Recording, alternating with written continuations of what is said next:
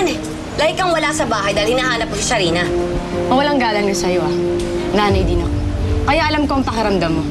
Pero hindi mo dapat sinisisi yung pagkawala ng anak mo sa akin. Dahil sa totoo lang, wala akong kinalaman sa anak mo. Oo nga. Alam ka namang kung tsabahin ni Sharina, sige mo, para kunin ang anak mo. Pwede ba? Wala akong pakialam sa mga paliwanag niyo. Sa oras na may mangyari sa anak ko, ikaw ang manalo ko. Sharina. Hanapin niyo na si Sanjay. Sige. Siguraduhin mo tama sinasabi mo. Halika na. Joy, anak.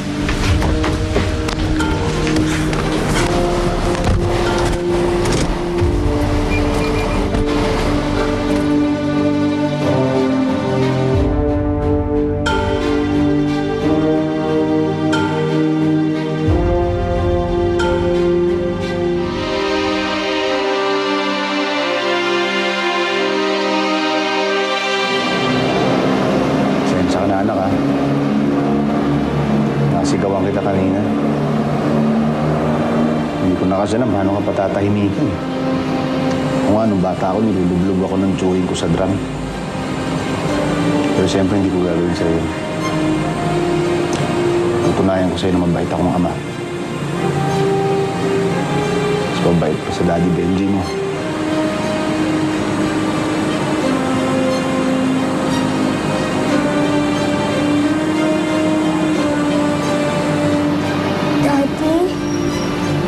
Daddy, huwag mo akong iwan. Daddy Benji.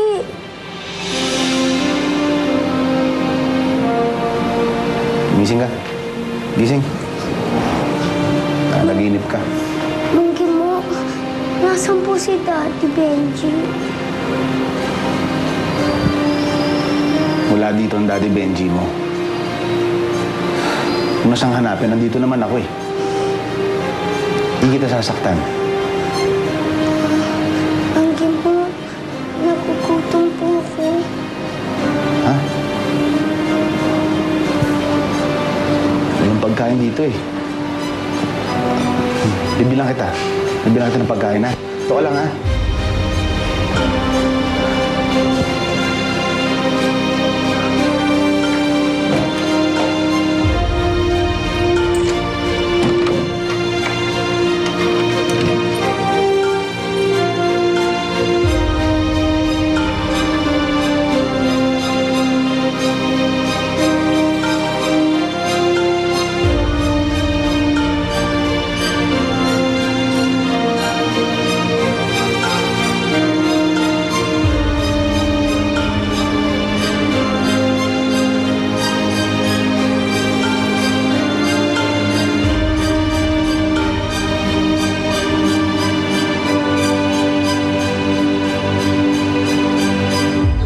Sa bahay, kasamahan kita dun sa apartment na sinasabi ko sa'yo.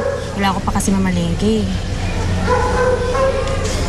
Alam mo, kahit hindi ka nagsasalita, alam kung affected ka pa rin dun sa sinabi ni Emmy. Tama lang naman na pinagtanggol mo yung sarili mo, no? Pero tama naman siya eh. Napabayaan ni Benji si Sunshine dahil sa paghahanap niya sa akin. Hindi ka naman nagpapahabol eh.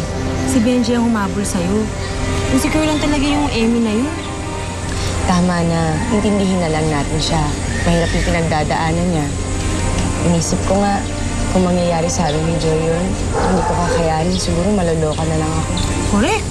At kung mangyari man yun, na wag naman sana, I'm sure mas mababaliw si Benji pag nalaman niya ang katotohanan. Mga nakakalimutan mo, may responsibilidad na siya kay Joy. Bilang siya yung tunay na ama ng bata.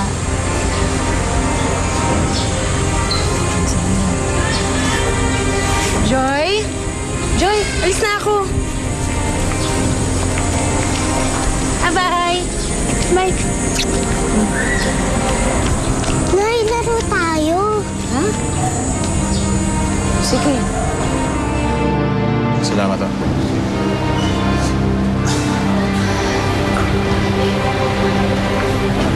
Sana mahanap agad nila si Gimo. Hindi kasi ako mapakali kakaisip eh. Bakit pa kasi rin namin panigin mo si Sunshine eh? Huwag kang mag-alala. Patulong ako kay Tigyo. Hanapin namin kung saan tatago sa'yo. Benji, natatakot ako. Kasi ang gusto ni Gimo, isama na kami dalawa ni Sunshine sa isang bahay.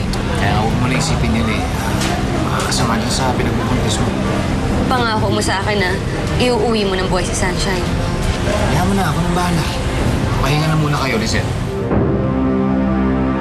Ate, dalawa na lang po nito. Tapos kamatis tsaka tignamaan. Desa, Nelson, ginuot mo naman ako. Akala ko nasa Cebu kayo. huwag mo na akong paikutin, Desa. Alam kong alam mo kung nasan si Sharina.